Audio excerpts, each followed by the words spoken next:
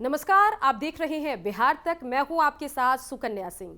Party में crisis के बाद अगर हम एलजेपी की बात करें तो फिलहाल दो गुट एक्टिव है। एक पारस का गुट है और दूसरा चिराग पासवान का गुट है। और इन सब के बीच बड़ा सवाल यह है कि चिराग पासवान, जिसमें बड़ी पॉलिटिकल संभावनाएं बिहार के बड़े लोगों को नजर आती थी, दिखाई देती थी, राजनीति के समझ रखने वाले लोग कहते थे कि ये जो व्यक्ति है, ये जो राजनेता है, ये बेहद आगे तक जाएगा।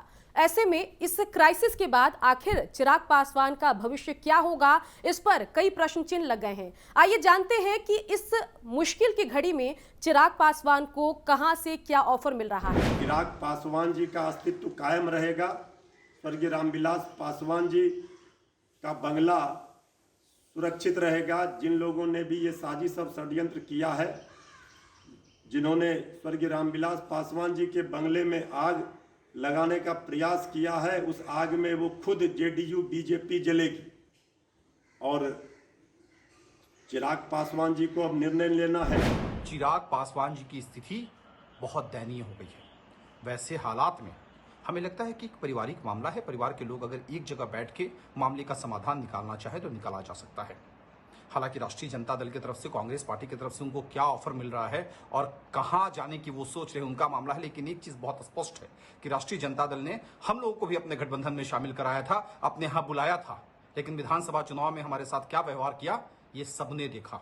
इसलिए चिराग पासवान जी से आग्रह है कि अगर किसी दल के संपर्क में अगर वो हैं तो सोच समझ के निर्णय लेंगे, क्योंकि बहुत लोग बुला करके दरवाजे पे बेइज्जत करते भी हैं। जिन संकटों और चुनौतियों से लोक जनशक्ति पार्टी गुजर रही है, उससे आरजेडी भी अछूती नहीं है। और आरजेडी के लोग जिस तरीके से चिराग पासवान जी को ऑफर दे रहे हैं, आरजेडी को खुद अपने गिरेबान में झांकना चाहिए कि आरजेडी किन विचारधारा के मूल्यों पर, किस संगठन के ढांचे की बुनियाद पर राजनीति कर रही है। यह तो परिवार की पार्टी है, पॉकेट की पार्टी है। और जिस तरीके से वहाँ की राजनीति चल रही है, वहाँ लोग खुद विक्षुब्ध बैठे हुए हैं। और आरजेडी कब एलजेपी की स्थिति में पहुंच जाए, ये कहा भी नहीं जा सकता है। जब से आरजेडी ने चिराग पासवान को ऑफर दे दिया है, उसके बाद से जेडीयू ने भी नजरें पूरे घटनाक्रम पर तेज कर दी है। जेडीयू की तरफ से कहा जा रहा है कि चिराग पासवान तो पहले ही तेजस्वी यादव की बी टीम के तौर पर बिहार विधानसभा में काम कर चुके हैं, और ऐसे में अगर वापस वो महागठबंधन में जाना चाहते हैं तो ये उनकी इच्छा है। आइए सुनते हैं जेडीयू ने क्या कहा। तो 2020 के विधानसभा चुनाव के तहत ही ये दिख गया कि चिराग पासवान, या यूं कहें कि चिराग पासवान के तहत चल रहे उस समय के एलजेपी राजद की बी टीम की तरह बिहार विधानसभा में काम कर रही थी।